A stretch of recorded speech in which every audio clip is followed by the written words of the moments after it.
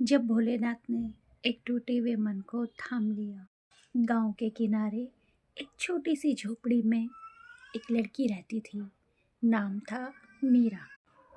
मीरा बहुत अमीर नहीं थी, लेकिन उसका मन बहुत सच्चा था। हर सुबह उठकर वो सबसे पहले एक पुरानी सी तस्वीर के सामने बैठ जाती थी। वह तस्वीर थी भोलेनाथ की। न मंदिर बड़ा था, न पूजा का कोई सामान, बस एक दिया और दो आंसू जो हर रोज उसकी आंखों से बह जाते।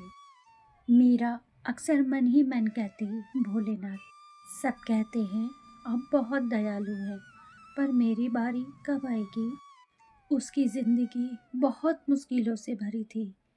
घर की जिम्मेदारी, पैसों की कमी और सबसे ज्यादा मन का अकेलापन।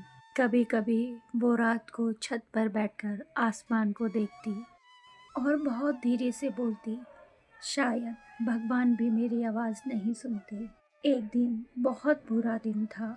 काम भी नहीं मिला और जेब खाली थी और मन पूरी तरह टूट चुका था। मीरा झोपड़ी में आई, दिया जलाया और पहली बार उसने भोलेनाथ से कुछ मांगा नहीं। बस बोली, आज मुझ में रोने की भी ताकत नहीं बची। बस बोली, अगर आप पास हो तो थोड़ी सी हिम्मत दे देना। इतना कहकर वह ज़मीन पे बैठ गई और उसकी आंखें बंद हो गई। रात को उसे सपना आया। एक बहुत शांत सी आवाज़, कोई कह रहा था, मीरा, तू रोज मुझे पुकारती है, पर यह भूल जाती है कि तू आज भी खड़ी है, यह मेरी कृपा है। मीरा डर गई। उसने इधर उधर देखा।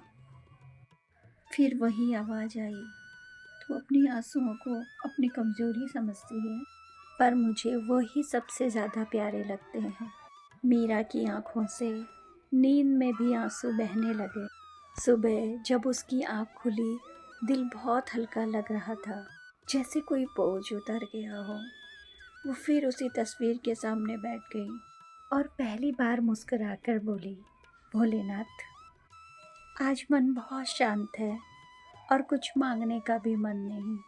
उस दिन एक छोटी सी उम्मीद उसके दरवाजे तक आई। महिला ने कहा, उसे काम के लिए किसी की ज़रूरत है, क्या तुम कर लोगी।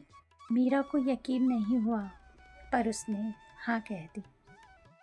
काम बहुत छोटा था, पर उसके लिए बहुत बड़ा था। वो घर आकर तस्वीर के सामने खड़ी हुई और इतना ही बोली, धन्यवाद भोलेनाथ।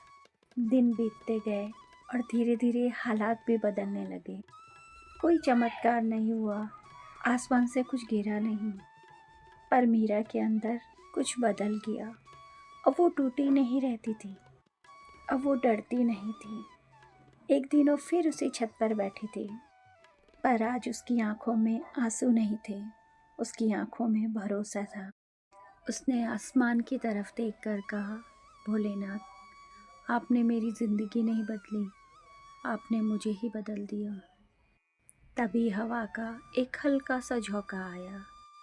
दिया बिना बुझे ही हिल गया और मीरा के मन में एक बात गूंज गई, जिसे मैं सहने की ताकत दे दूं, उसकी ज़िंदगी मैं खुद ही संभाल लेता हूँ।